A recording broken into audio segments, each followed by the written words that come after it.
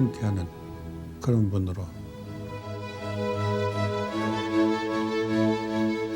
이태영 박사는 나는 꼭 대통령 하면 좋겠다. 특별한 그 통찰력 있어요. 그분은 남이 못 보는 걸 봐요.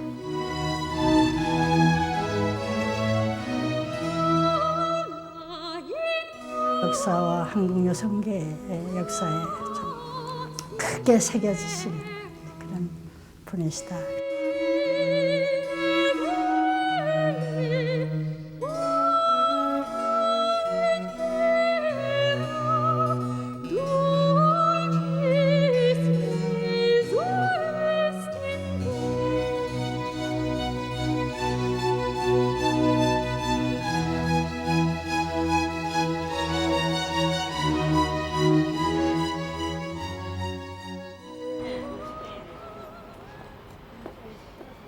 지난 12월 8일 서울 여의도 한강변에 위치한 한국가정법률상담소.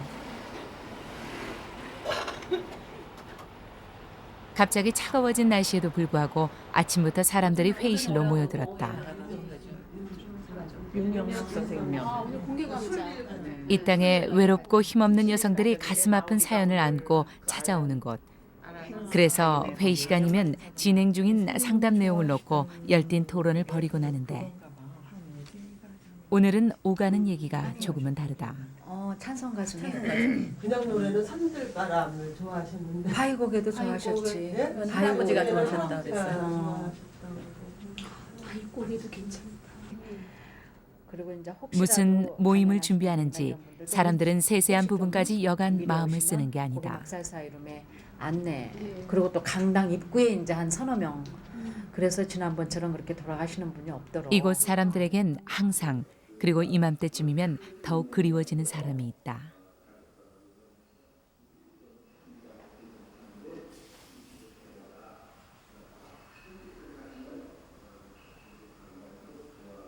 마치 상담소의 일부처럼 곳곳에서 만나게 되는 얼굴. 45년 전 대한민국 최초로 무료 법률 상담소를 열고 이 땅에 소외받는 여성과 평생을 함께해온 사람, 바로 이태영 박사다.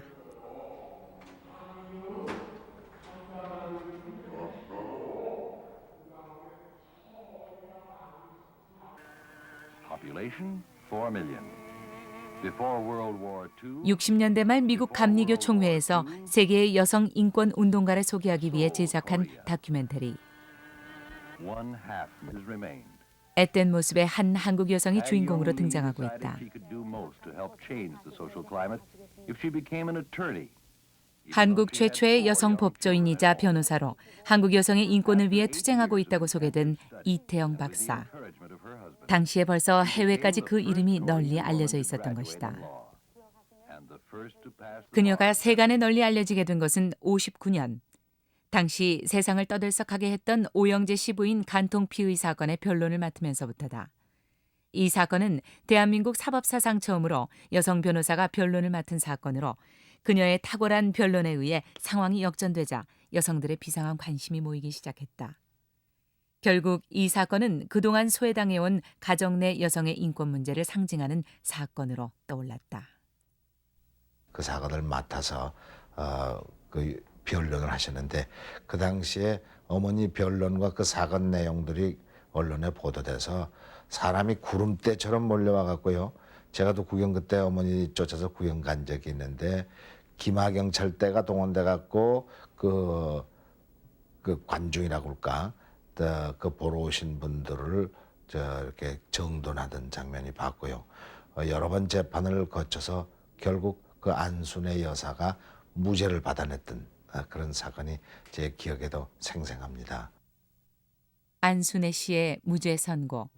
그것은 소외당해온 가정 내 여성의 위치를 다시 한번 생각해 준 사건, 최초의 사건이 됐고 이로써 이태영은 한국 사법사와 여성운동사의 중요한 획을 긋게 됐다. 소녀 태영이 이화여전 가사과에 입학한 것은 일제강점기였던 1932년.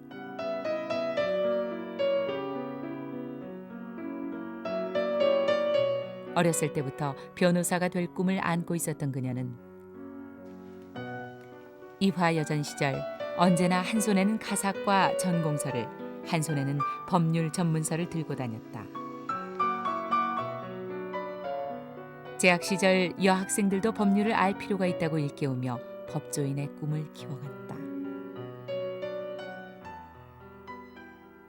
그러나 결혼과 함께 그녀의 인생은 전혀 뜻하지 않은 방향으로 흘러갔다. 태영은 36년 안창호 선생과 함께 독립운동을 하던 청년 신학자 정일영 박사와 결혼했다. 그러나 당시 평양의 감리교 신학교 교수였던 그는 독립운동으로 인해 투옥과 해외 도피를 거듭했고 남편의 옥바라지와 생계를 위해 누비 이불을 만들어 팔아야 하는 힘겨운 시절을 보내야 했다. 이 박사님의 손을 보면 그 손을 이렇게 펴면 5개의 방향이 전부 다 다르게 펴집니다. 손을 보면. 저는 이 박사님 손을 처음 보고 깜짝 놀랐습니다. 처음부터 기형인 줄 알았는데 알고 보니 기형이 아니라 당신의 그 남편 정일영 박사님이 옥바라지하고 그 자녀들 그 공부시키고 뒷바라지 하느라고 싹바라지를 하느라고 밤새껏 이 가위질을 많이 해가지고 이 손가락이 다 틀어졌다는 사실입니다. 그때 이제 한 달 동안에 니비불 장사하면서 저녁에는 저기 합창대에 나가서 그 니비불에 물감 들이면 손에 뭐 물감이 있잖아요. 그걸 부끄러워서 뒤에다 이래 감춰가면서 노래를 해서 돈 벌어가지고 이제 한 달 되면 저 평양으로 간단 말이에요. 45년 해방.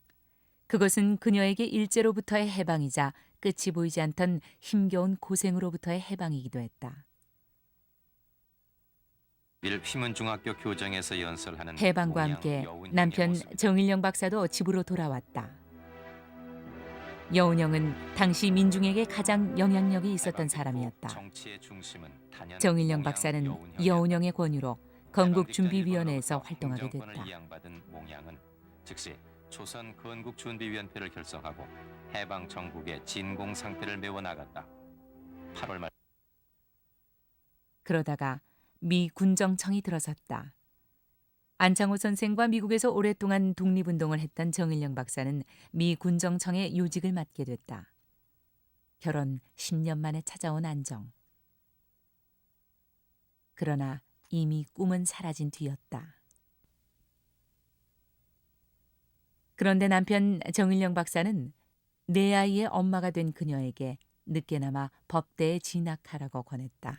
박가들은 이제 이 군정청의 그 인사처장으로 계실 때였었거든요.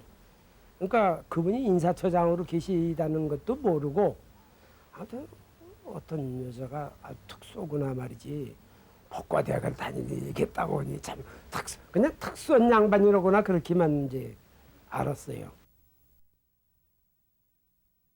49년 이태영은 서울대 법대를 졸업했다.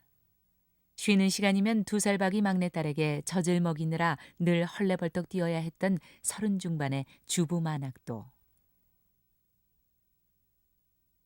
그러나 이태영은 당당하게 법대를 졸업한 최초의 여학생이 됐고 그로부터 3년 뒤인 52년 사법고시에 합격했다.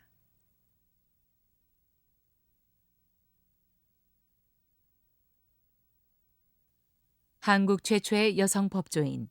그러나 6개월의 시보 생활이 끝났을 때 그녀는 뜻밖의 고배를 마시게 된다.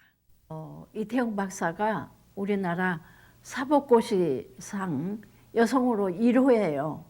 그런데 정일영 박사께서 야당으로 계셨기 때문에 이승만 박사가 야당이신 정일영 박사 사모님이 되시는 이태영 박사가 사법고시에 합격이 되셨기 때문에 사법고시에 합격된 후에 이제 판사로 임명을 받으셔야 하는데 이 박사님이 안 해주셨어요. 야당 정치인의 아내는 검사나 판사가 될 수 없었던 시대. 그녀는 생각보다 일찍 변호사가 됐다.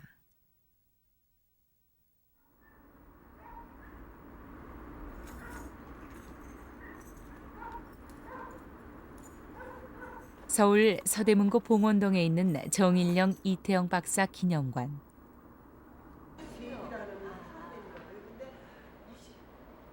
두 사람은 이곳에서 40년 가까이 살았다.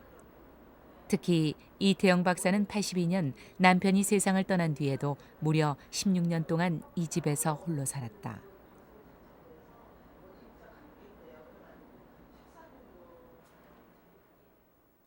그녀에게 있어 이 집은 한국 격동의 20세기를 함께해온 남편 정일영 박사의 채취가 있는 매우 소중한 곳이었다. 또한 이 집은 그녀의 손으로 직접 지었다. 검소한 생활 습관이 몸에 밴 이태영 박사는 시내 건물의 건축 폐자재로 이 집을 지었다. 건축이 시작이 되자 스스로 지게를 지고 벽돌을 날라 담을 쌓기도 했다. 그뿐만이 아니다. 이태영 박사에게 이 집은 그녀의 일생을 결정지은 소중한 사람들과 만난 곳이다. 그때가 바로 52년 변호사가 된 직후였다. 당시 그녀는 황신덕과 같은 선배 여성운동가들과 함께 여성들을 돕기 위해 집에서 무료 법률 상담을 시작했었다. 특별히 제 누이 동생이 저보다 3, 4년 몇인데 그건 이제 국민학교 들어가기 전이니까 오빠 왜 우리 집에는 맨 우는 여자, 그래서 또 얼굴 찡그린 여자, 그다음에 기분이 나쁜 여자만 오냐 나보고 묻더라고요. 그래서 저는 국민학교 4학년이니까 대충 저간의 사정을 알았습니다. 그래서 우리 엄마가 불쌍한 여자들 그런 양반들을 돕는 거다. 근데 문을 열자마자 아침에 이렇게 나가 보셨을 때 여성들이 그냥 수십 명이 그냥 줄을 서서 선생님을 기다리셨다. 그걸 보면서 선생님이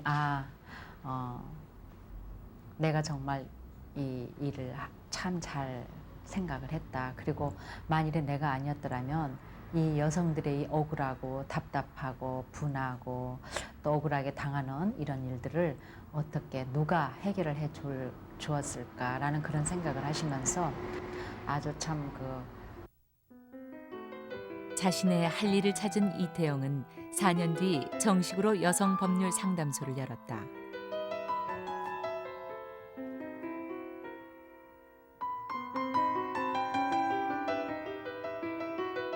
자신이 배운 법률 지식을 통해 여성을 비롯해서 고통받고 소외받는 사람들에게 눈을 돌리기 시작했다. 이태영 박사님이 매달 법률 강좌를 해주셨어요. 여성들을 위해서. 그래가지고 이제 53년에 환도해가지고요. 휴전한 후에 환도해가지고 을지로에 사무실을 가지고 있었는데 그때 어떻게 됐냐면 여성들을 위해서 무료 법률 상담을 해주시게 됐어요. 그러니까 주로 일하신 것은 이태영 박사님이시고 취급한 사건이 27개나 돼요. 제일 많죠? 네.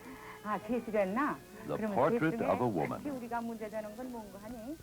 그중에는 전부 혼인을 상담을 하는 한편 그녀는 여성들에게 법률 상식을 알려주는 계몽 운동을 전개했다.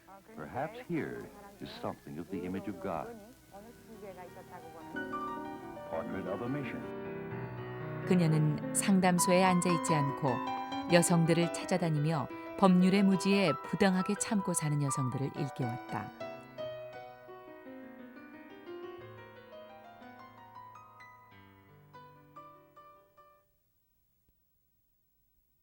상담소에는 이런 여성들의 발길이 끊어지질 않았다.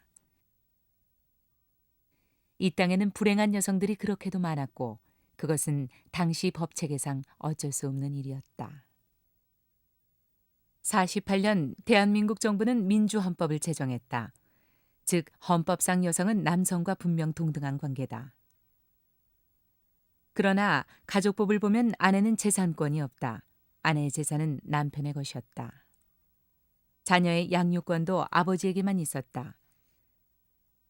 그리고 남편의 간통은 문제시되지 않고 아내의 간통만을 문제 삼아 이혼 사유로 귀속시켰다.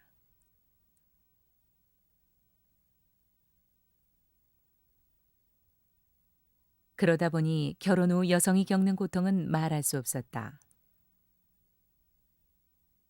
이태영은 이런 여성에게 불평등하고 불리한 법률 구조를 가장 먼저 여성계에 알리고 이를 개정하는 데 뛰어든 사람이었다. 지금 생각하면 그때가 참 이 호랭이 담배 먹던 옛날 같은 그런 생각이 듭니다.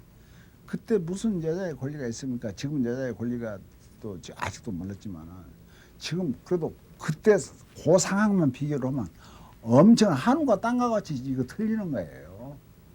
그럴 때 이 이태영 여사가 그 여성문제 상담소를 개설하고 여자의 문제를 여자의 지위를 올리고 여자의 문제를 해결하고 그런 법률적 투쟁을 하는 그런 일을 하셨지요. 그러니까 그 대단하신 거지요. 여성단체와 손을 잡은 이태영은 먼저 여성 관련 법률 지식을 제공하고 여성이 스스로 자신의 권리를 지키도록 권장했다. 당시만 해도 법률의 어두운 여성들은 결혼을 하고도 혼인신고를 하지 않아 어처구니 없는 일을 당하는 경우가 많았다. 상담소는 상담 활동뿐만 아니라 다양한 여성 캠페인을 함께함으로써 여성들이 보다 가정에서 주체적으로 자녀와 가정을 꾸려가도록 일깨웠다. 덮어놓고 나타보면 거짓골을 못 면한다. 가족계획 상담은 여러분의 가까운 보건소에서 무료로 합니다.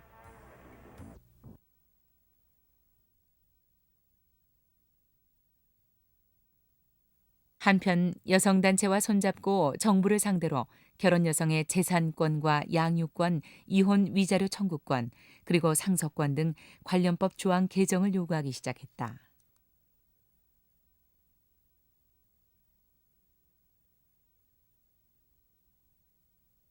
가족법 개정에 관한 사회적 관심을 모으기 위해 여성단체와 연합으로 대국민 홍보도 끊임없이 계속했다.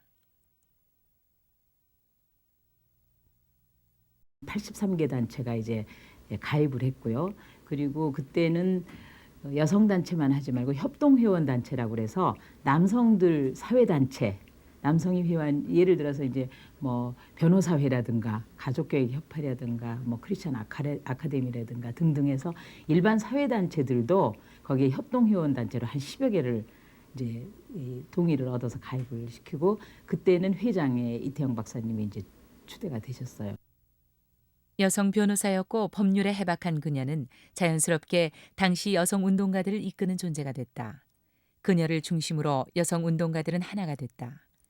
그리고 정부와 국회를 상대로 끈질기게 싸워나갔다. 그러나 50년대 시작한 가족법 개정 문제는 90년대 초까지 이어지고 있었다. 어려운 고비도 많았다. 80년대 말 동성동본 금원조항 폐지건을 놓고 유림들과 정면으로 부딪히게 됐다. 집과 상담소에는 폐륜녀라고 적은 유림들의 협박 편지가 날아들었고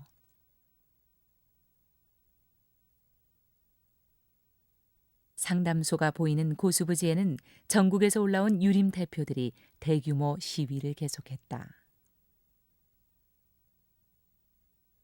그러나 이태영은 끈질기게 자신의 싸움을 계속했고 마침내 90년 정기국회에서 마지막까지 애를 태우게 하던 재산 상속에서의 남녀 차별 조항을 삭제하는 데 성공했다.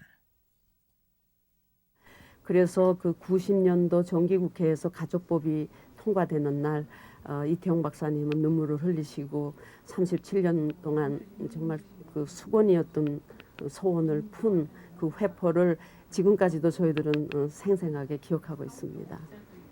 가족법 개정 운동을 시작하면서 지금까지 이태영 박사님을 빼놓고는 그거를 말할 수 없죠. 가장 중심에서 굉장히 중심 한가운데서 말하자면 그 운동을 하셨고 이태영 박사님 한국가정법률 상담소를 빼놓고는 가족법 개정 운동을 얘기할 수 없을 것입니다.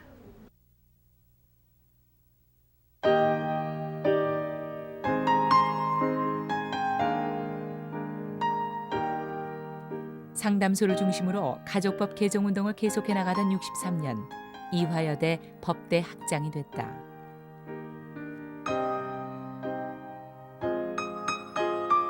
법률 상담을 통해 일찍 여성 문제에 눈을 뜬 이태영 박사는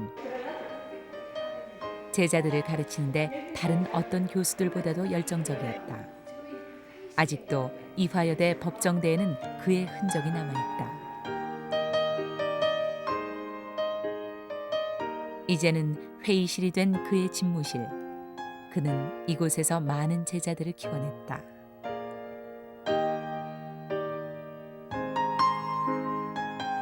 그는 제자들에게 법이란 가난하고 힘없고 어려운 이웃을 위해 있는 것이라고 가르쳤다.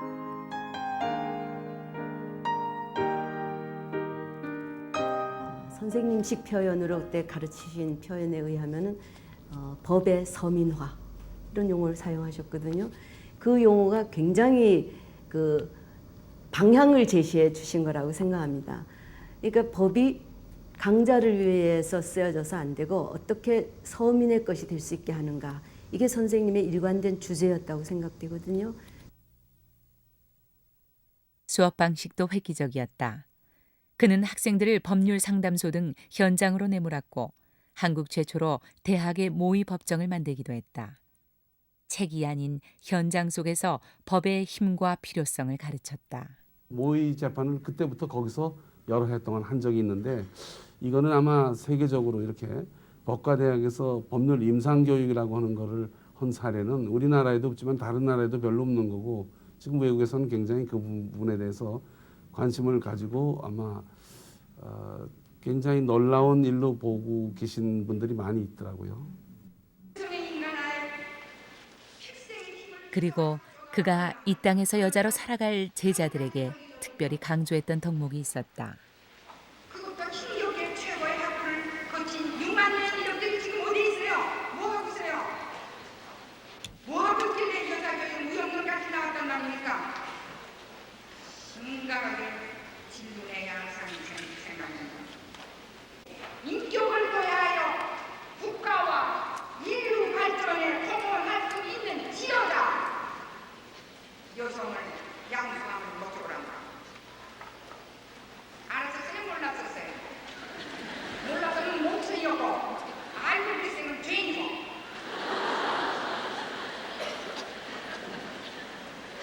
그러니까 여러분은 싫거나 좋거나 원거나 안 원거나 지도자께 할 의무를 갖고 손들고 맹세하고 이야기를 들어왔단 말이에요. 그대로 가고 없으면 대학교에 가지 말란 말이에요.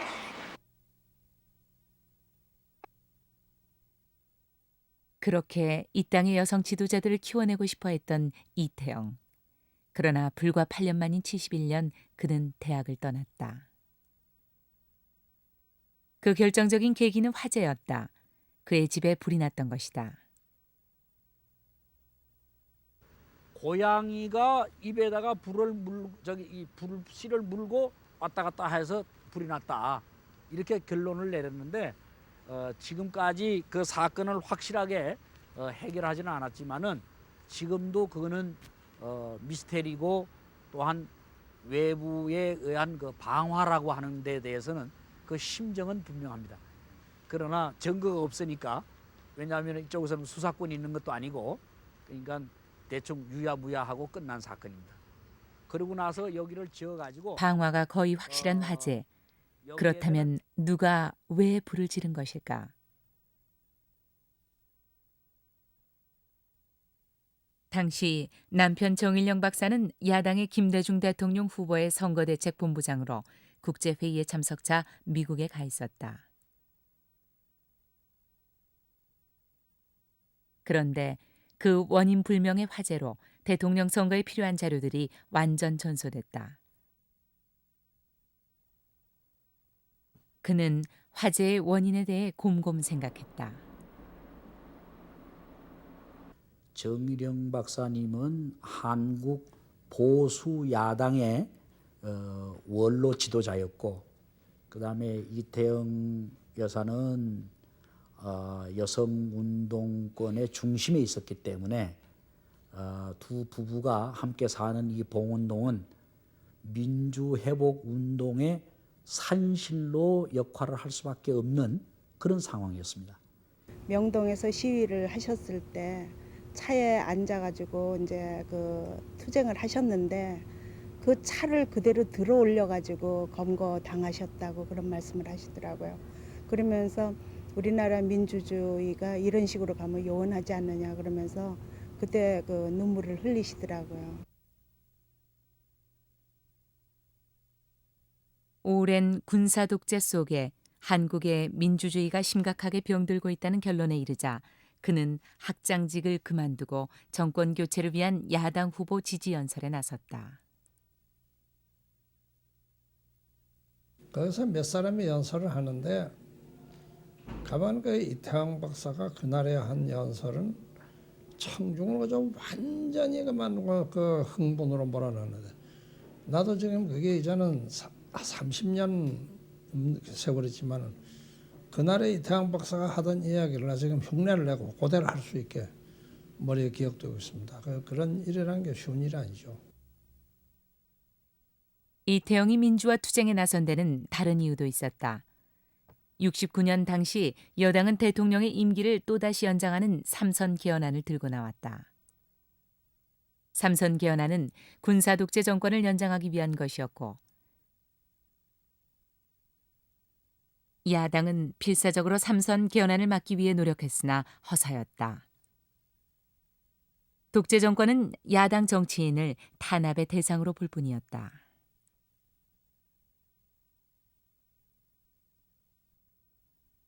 대학가엔 진압 차량과 진압군의 막사가 들어섰다. 군사 정권은 이렇게 조금씩 독재를 강화하고 있었다. 74년에는 시인 김지아가 다시 투옥됐고 75년에는 교수들 수십 명이 인혁당이라는 가공의 용공 조직으로 몰려 군법회의에 회부됐다. 근데 그 사건이 무슨 사건이냐? 그것이 아무것도 없어요.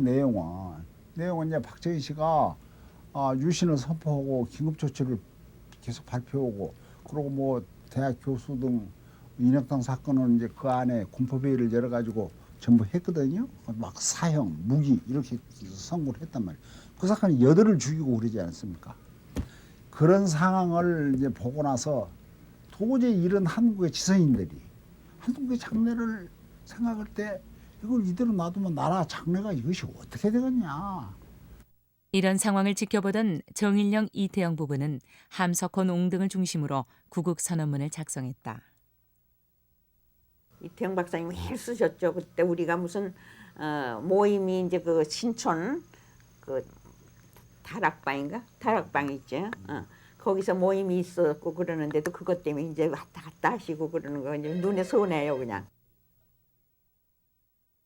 마침내 76년 3월 1일 윤보선 전 대통령, 김대중 후보, 함석헌 옹, 문익환 목사, 정일형, 이태영 박사 등 민주지사들이 명동성당으로 모였다.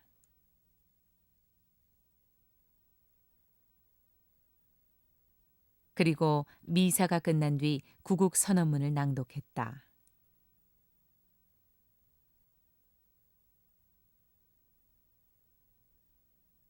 그것은 민주주의의 기본 원칙을 재천명한 지극히 온건한 내용이었다.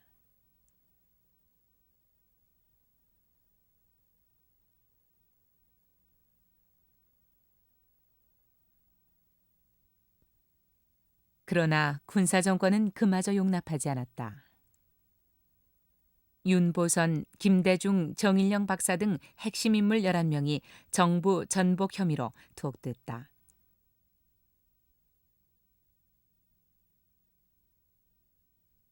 몇 차례 항소를 기도했으나 번번이 좌절되고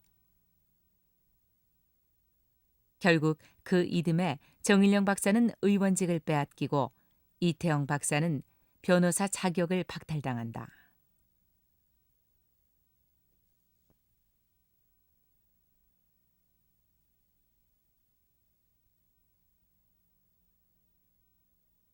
그러다가 79년 박정희 대통령의 갑작스런 죽음으로 독재 정권이 무너지고 두 사람은 그 이듬해 초 다시 복권된다.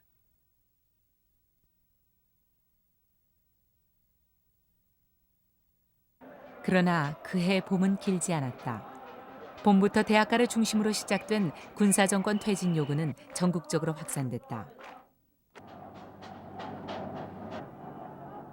그러다가 마침내 5월 광주 사태와 함께 서슬퍼런 계엄령이 떨어졌다. 바로 그 즈음 이태영에겐 이상한 우편물이 전달됐다. 군법회의에 증인으로 출석하라는 소환장이었다.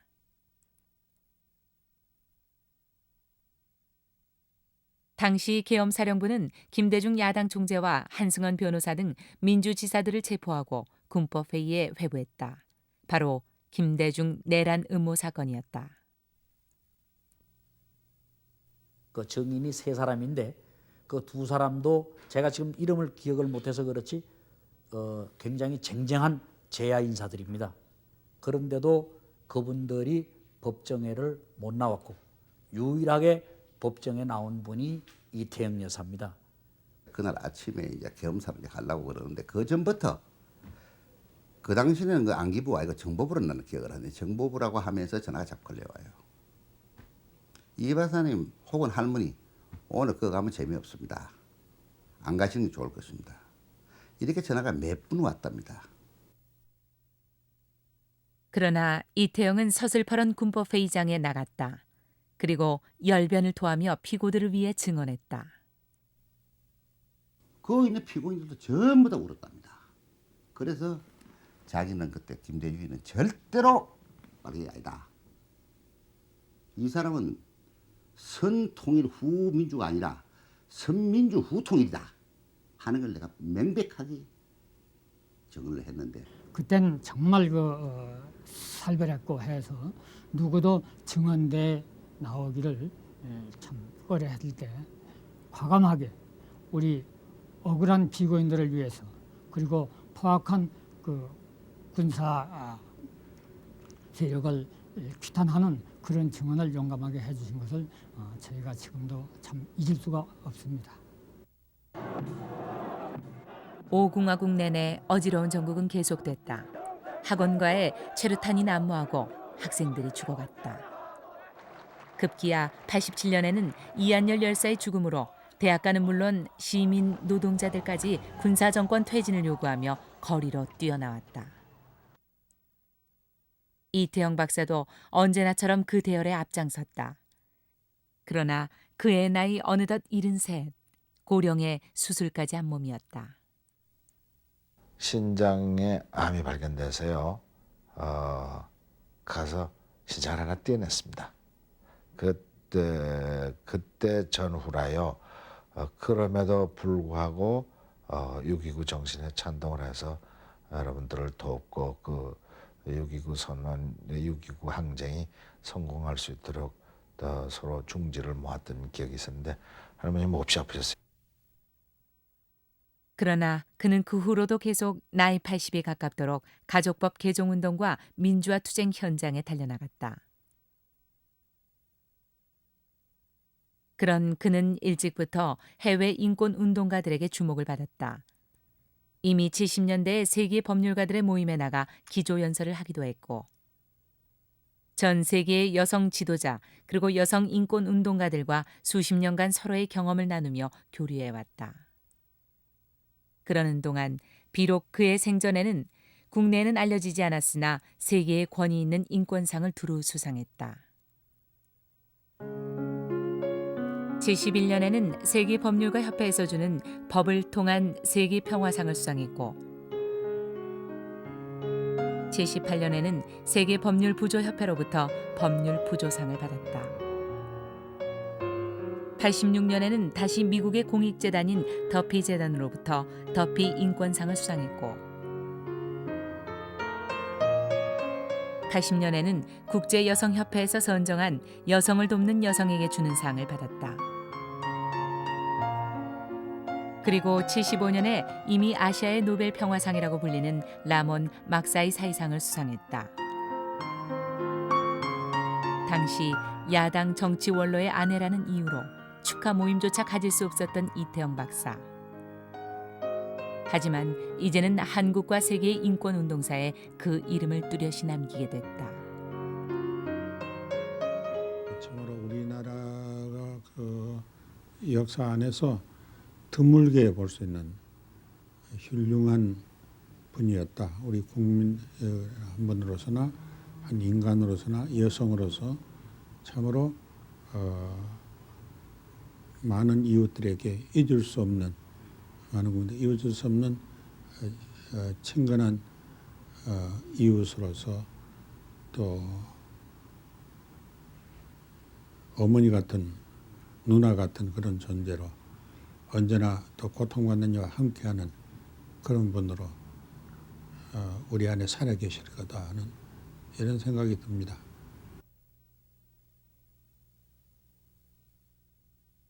매일 아침 동작동 국립묘지를 찾는 사람이 있다. 정대철 민주당 최고위원.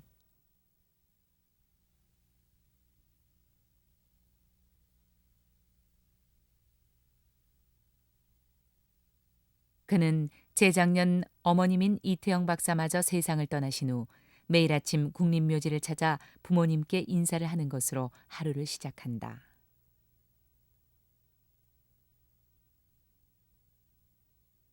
정일영 박사가 세상을 떠나기까지 꼬박 48년간을 함께해온 두 사람.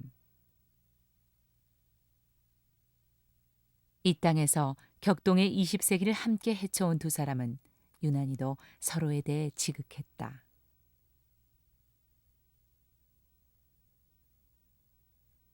그 대표적인 예가 바로 가위다. 정일영 박사는 출장 갔다 돌아올 때면 언제나 가위를 사가지고 왔다. 처음엔 가까운 사람들도 그 까닭을 몰랐다. 사세요. 침 한 감 사세요 하고 여기 자막대기를 들고 행상을 했어요. 그런데요. 그때가 가위가 없어서요. 좋은 가위 다 빼들어가고 총칼 맨다고 좋은 다 강한 나쁜 가위를 100을 줘서요. 그거를 그냥 썰려면요. 피가 떨어져요. 지금도 다 아시겠지만 저런 실크나요. 부드러운 거는요. 가위가 안 듭니다. 안 들, 흐물흐물 하면서 안 돼. 자꾸 집히가면 안 돼. 그럴래니가 그걸 하룻밤에 명주 100피를 그걸 다 빨아서 불을 해서 염색을 해서 그리고 다짐이, 발 다짐이, 손 다짐이, 그 다음에 다듬이질, 그 다음에 홍두깨질, 그 다음에 다림질, 그래가지고 썰려면 피가 뚝뚝 떨어져서 손이 지금 여러분 가위질하다가 저절로 너무 아파서 피가 뚝뚝 떨어지고 이렇게 하고 자꾸 뼈는 이렇게 휘고 가니까 마지막 혼자서 그냥 가슴이 아파서 가위 좋은 가위 가져보면 좋겠다. 어머님이 어떤 말씀을 하시냐면 그 당시에 멋쟁이 가위 좋은 가위 있었으면 내가 손까지 휘어지지 않을 텐데 가위들이라는 게 일제시대 때 제대로 또 뭐 못 샀고 돈도 없었고 그래서 해방되니까 우리 아버님이 저 외국 다니면서 가위 크고 좋은 것을 하도 많이 사다 주셔서 우리 집에 가위 전시관이 됐을 정도입니다. 그게 아주 천추의 한이라 그냥 아버님도 뭐 가위 그거 해방되고 뭐가 그렇게 필요하겠습니까? 그래서 가위 이렇게 조그만 가위 있었대 우리 집에 큰 가위까지 가위가 100여 개 있었던 생각이 납니다. 하지만 정일영 박사가 더욱 가슴 아파한 것은 아내가 공부할 기회를 놓쳤다는 사실이었다. 해방 후 그는 아내의 학업을 뒷바라지해 주었다. 이 박사님이 오늘날 있기까지는 정일영 박사 같은 남편이 없으면 이 박사가 없습니다. 저도 남의 가정에 어떤 가정이 가자입니다. 그 어린애를 말이지 몇 사람이나 낳아놓고 부인을 변호사 공부시킨다고 서울 법대에 들어가도록 하고 거기서 강의 받도록 하고 그러가 또 변호사 되었으면 됐지. 또 이 외국에 유학까지 시키고 이건 우리는 도저히 상상할 수 없습니다. 이런 남편에게 이태영 박사도 매우 지극했다. 그녀는 집에 돌아오면 언제나 바지 끝단에 고무줄이 넣어진 작업복을 입곤 했다. 사람들은 그를 평안도 아줌마라고 불렀다. 이 선생님 왜 그렇게 꼭 시골 평안도 아주머니처럼 그렇게 옷을 입고 계시느냐고 묻네요. 대답해 주세요. 그랬다고요. 설명해 주세요. 그랬더니 그래 그 선생님 하시는 말씀이 내가 집에 들어와서 우리 능감님이라 하거든. 우리 능감님의 아내가 돼야 되지. 내가 이태영이 변호사 가정법률 상담소 박사 돼서 되겠느냐. 집에 들어오면 나는 정일영 박사의 아내다. 그는 또한 4자녀의 어머니로서 늘 평온한 가정을 만드는 데 최선을 다했다. 식구가 다 모였는데 증손녀 하나만 이날 빠졌어요. 아들 정대철 의원을 제외한 세 딸은 평범한 가정의 주부로 어머니의 유품을 지키며 살아가고 있다. 매일 이 자리에 앉으셔서 진지를 드셨고요. 진지 드신 다음에는 늘 성경을 읽으셨어요. 돌아가시기 아마 전날까지도 성경을 읽으셨어요. 그는 자녀들에게 검소한 생활 습관을 유산으로 물려주었다. 하나도 버리는 게 없으세요. 이게 우리 아이들이 쓰던 노트들인데요. 그거 다 주워다가 이렇게 끝까지 쓰셨어요. 그리고 다른 사람한테서 온 편지 봉투도 다 펴서 그걸 전부 다 메모용지로 쓰셨어요. 그는 기혼 여성이 일을 하면서도 성공적으로 가정을 지킬 수 있다는 것을 보여주었다. 가정을 가져서 뭐 진선미 딸 셋을 다 키우고 그것도 멋있잖아요. 이름을 진선미 이렇게 해서 다 키우고 그뿐 아니라 또 아들 하나를 잘 키워서 또 그에게 지금도 기대를 거는 사람들이 많이 있는 거니까 그런 걸 볼 때 어느 모로 보나 한국 여성으로서 가장 성공한 분이 아니냐.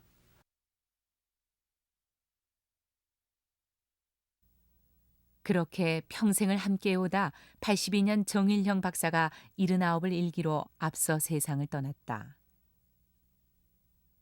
이태영 박사는 그날 남편의 떠나는 모습을 지켜보다 실신하고 말았다. 이 주변에서는 이태희도 뵐 수 없구만. 남편이 가고 나니까 실신하고 이태희도 우리하고 뭐 별로 다른 게 없구만. 이렇게 이야기를 자기를 많이 들었다. 그런데 자기가 그 이야기를 했대요. 나는 그럴 수밖에 없어. 다른 사람은 남편만 죽었지만 내 길의 정일영 박사는 남편인 동시에 아버지요, 스승이요, 동지요.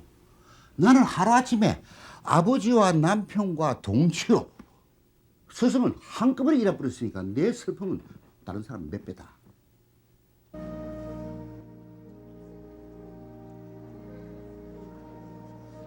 그로부터 16년 동안 홀로 봉원동 집을 지키던 이태영 박사는 재작년 향년 85세를 일기로 세상을 떠났다.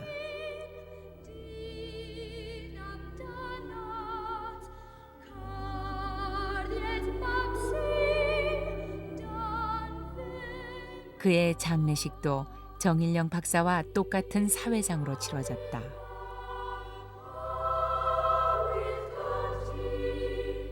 (16년) 전 정일영 박사를 떠나보냈던 사람들이 이제 그를 떠나보내기 위해 모였다. 사람들은 그와 함께 해온 세월을 결코 잊을 수 없을 것이다. 그는 이 나라 최고의 여성 엘리트였다. 그리고 부러울 것 없는 정치 지도자의 아내였다. 편안한 삶을 택할 수도 있었다. 그러나 그는 억압받고 고통받는 이웃을 돌아보았다.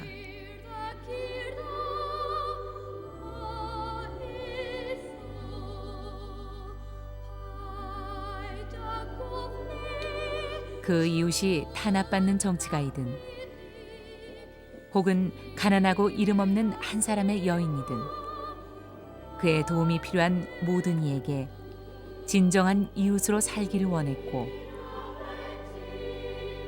평생을 그렇게 살았다.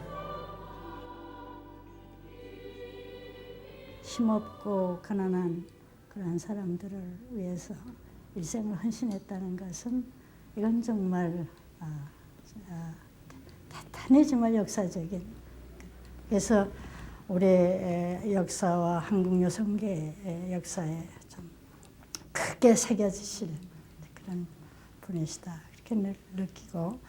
법조인의 역할이 이 법정의 수임 사건만 가지고 이렇게 출입하는 그런 정도에 머물러서는 안 되고 더 넓게 사회를 좀 더 바로잡기 위해서 어떻게 해야 되는가 하는 사회운동의 선구자로서도 저에게 많은 가르침을 주셨습니다.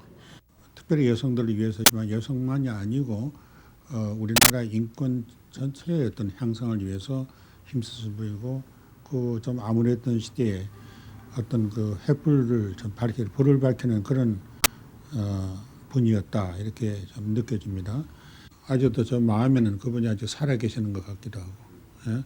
지금이라도 이렇게 이 방문을 열고 들어오시면서 옛날처럼 아주 그냥 얼굴에 미소를 하면서 인사하시며 들어오실 것 같은 그런 느낌도 드네요.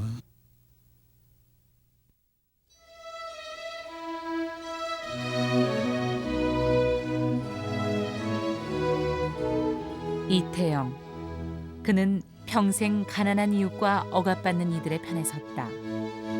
그렇게 한 인간으로서, 지식인으로서, 그리고 여성으로서 어떻게 이웃과 사회를 위해 헌신할 수 있는지를 보여주었다.